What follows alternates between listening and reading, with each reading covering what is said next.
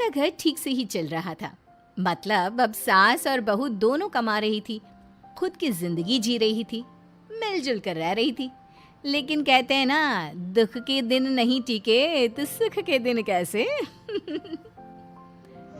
Cartoon धमाका channel को Manglu, subscribe कहाँ करें। है? कितने दिनों से गांव नहीं आया माँ की खोज खबर लेने। तभी मीना आ जाती है। अरे दादी साहब, कैसे आना हुआ? बताया नहीं हम स्टेशन आ जाते। कार्टून ये धमाका बोलते हुए को मीना अपनी दादी सास के सब्सक्राइब पैर छूने के करें। लिए झुकती है कि दादी सास जोर की लात मारती है। बड़ी आई, कैसे आना हुआ? मेरे पति का मकान है ये, और तेरे बाप ने क्या दिया जो तू पूछ रही है, हैं? और ये क्या पहना है? न साड़ी न सर पर पल्लू, बात बात पर जबान खुलती है। दादी सास बोलना रोक ही नहीं रही थी। मीना को गुस्सा आने ही वाला होता है कि उसकी सास आ जाती है।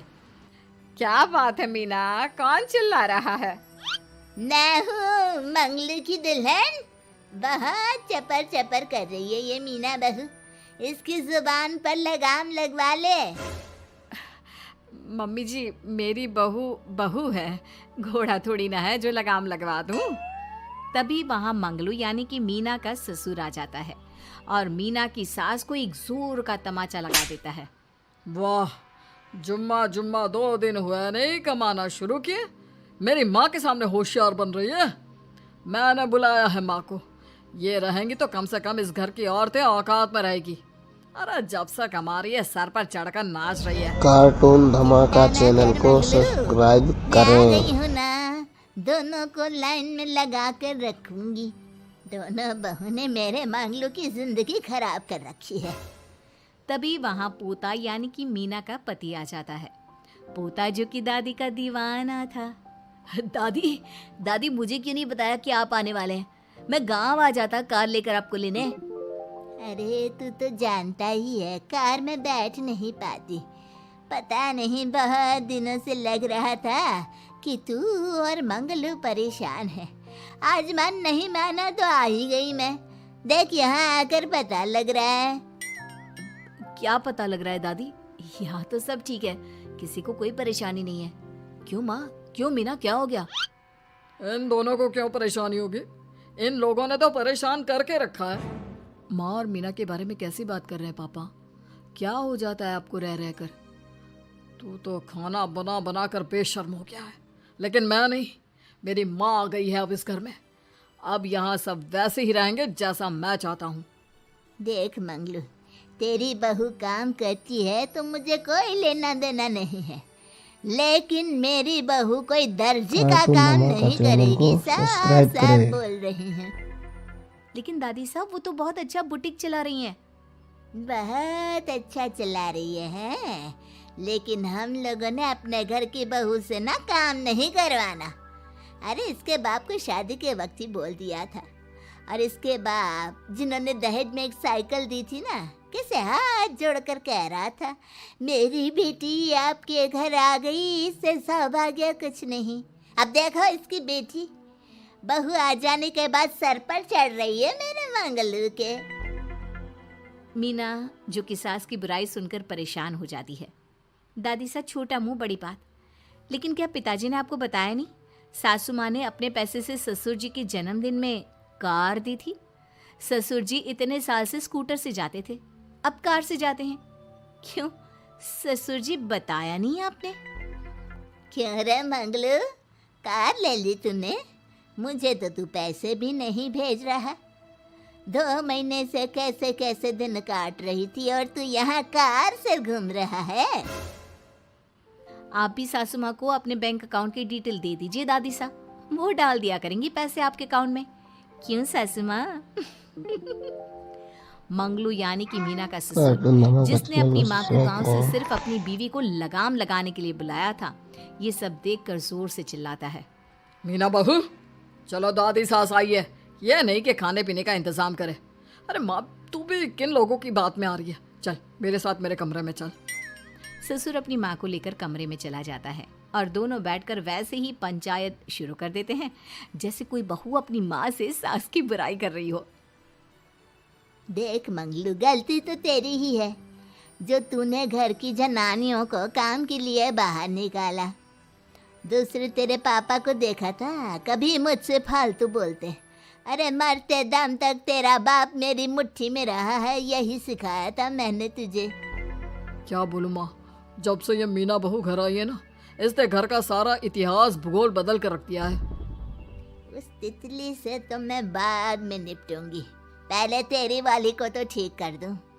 अरे बहू क्या आ गई, खुद को टाटा अंबानी समझने लगी है।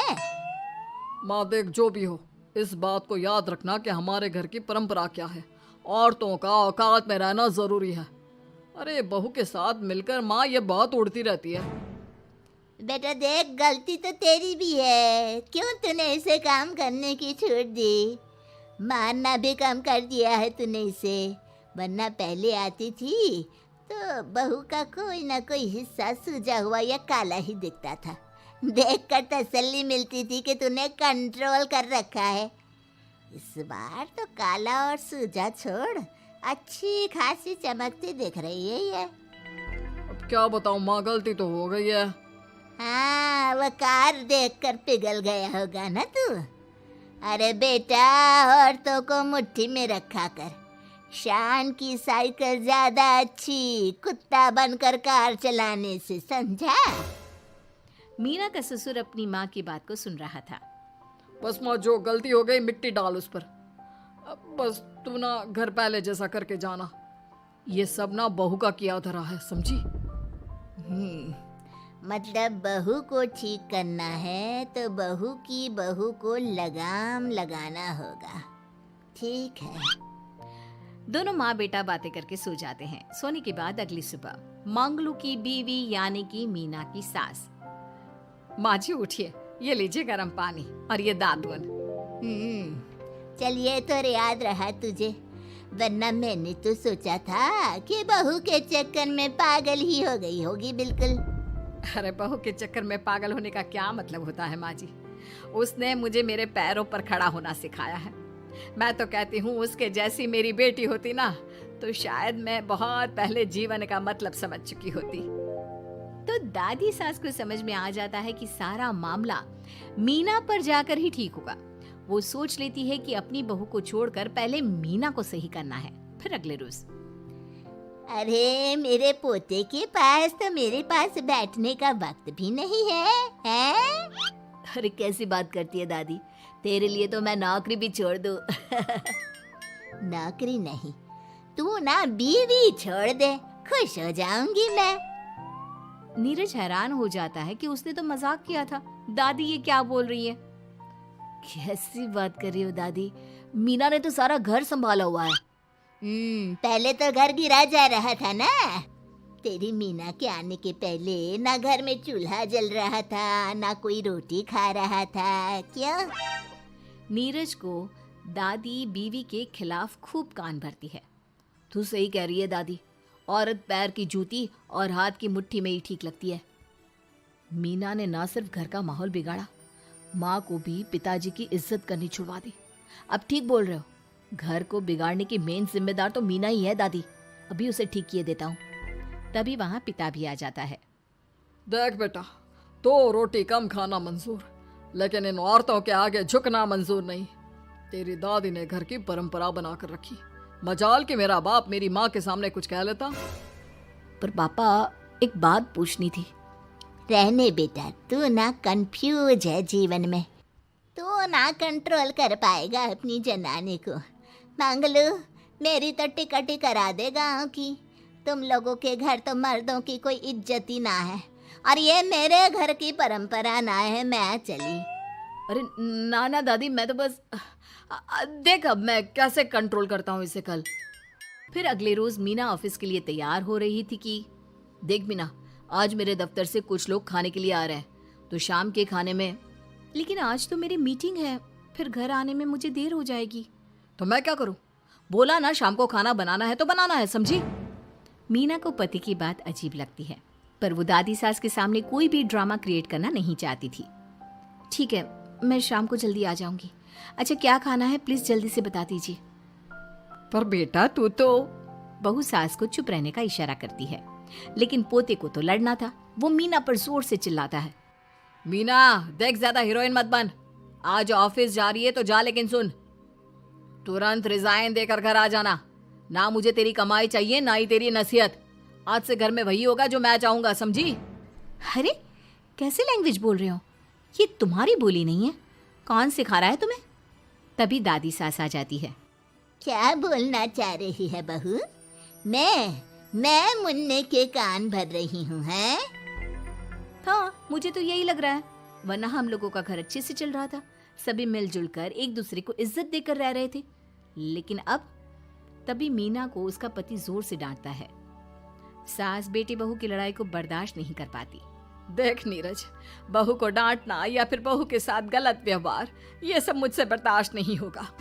वाह रे वाह, सारी जिंदगी जो पति की डांट और मार खाती रही, अब बहू को थोड़ी सी डांट क्या पड़ी, गुस्सा आ गया।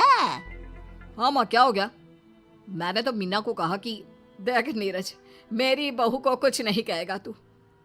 ये माँ ही होती है जो अपने बेटे को औरतों की इज्जत करना सिखाती है, लेकिन कोई औरत अपने बेटे से बहू को मारना या डांटना सिखाए तो ये शर्म की बात है।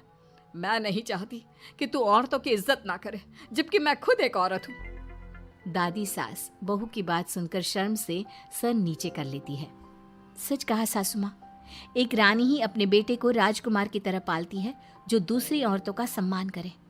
काश दादी सास भी पिताजी को अच्छे संस्कार दे पाती। मीना की बात सुनकर दादी सास उन लोगों से माफी मांगती है।